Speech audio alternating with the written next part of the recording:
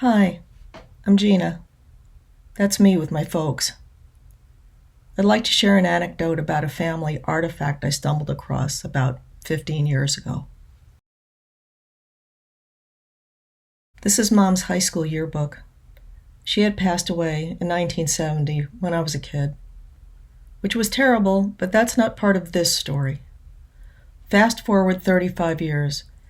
It's 2005. I'm now an adult with teenagers of my own, and I find this. The first pages were loaded with messages wishing her luck and success in all future endeavors. There was the obligatory emotional teen poetry, editorial cartoons poking fun at the rigors of high school life, faculty looking off into the future, or maybe the past, Boy Scouts, football.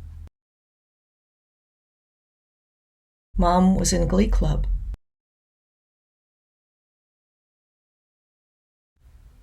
But then I started to notice something. Except for the faculty, every surname was Japanese. Except for the faculty, every face was Asian. As the thought, what kind of neighborhood did my mother live in, started to form, I said, oh, wait, and looked again at the cover of the yearbook. Mom had not graduated from high school in the Los Angeles suburb she had grown up in. It was World War II. She was Japanese American, and her high school was behind barbed wire in a desert in Wyoming. Taeko Isiri was the youngest of 7 American-born children of Japanese immigrants. She grew up in a suburb of Los Angeles. She came to New York after World War II, where she was an artist making theatrical costumes, and eventually met Dad. But this is getting ahead of the story. Here's where Mom's high school was, in one of 10 incarceration camps for persons of mostly Japanese descent. Well before the Japanese attack on Pearl Harbor in December 1941, anti-Asian sentiment on the West Coast had been codified into discriminatory land laws and segregated schools. But with Pearl Harbor, antipathy mutated into hysteria. West Coast Japanese Americans found themselves bound by curfews, forbidden to drive more than a few miles from their homes.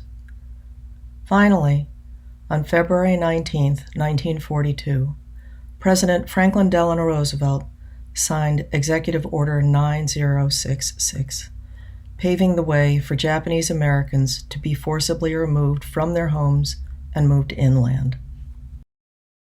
Given very little time to manage their affairs, West Coast persons of Japanese descent were ordered to report first to assembly centers to await evacuation to remote inland locations.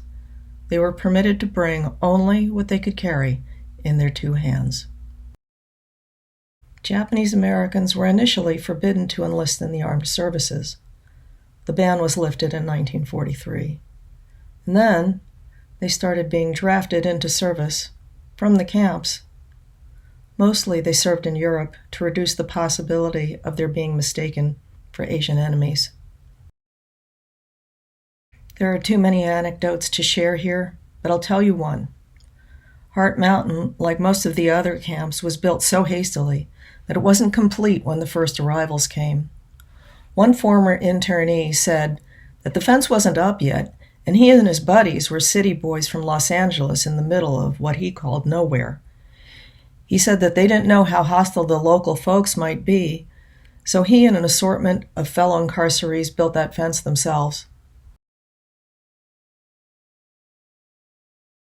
Thanks to my mom's older sister Michiko finding a job in New York, teaching and performing Asian dance, the both of them were able to leave camp, one after the other, with one-way tickets and $25 from the U.S. government.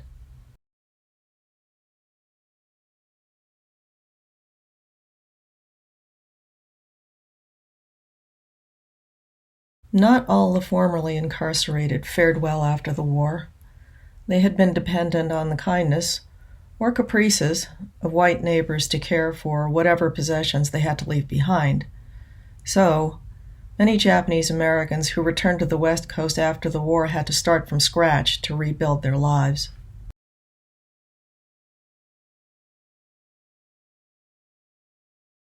My generation of Japanese Americans, the Sansei, grew up largely ignorant of the incarceration.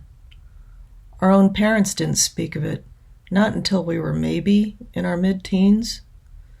My many cousins told similar stories of having been kept completely in the dark by their parents and by their history teachers.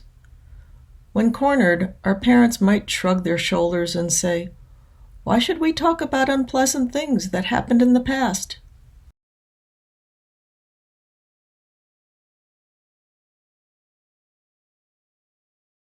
Because on February 19th, on this day, the Japanese Americans solemnly commemorate as the Day of Remembrance. We see that unfounded fears combined with toxic otherism still have the power to blight our country and our world.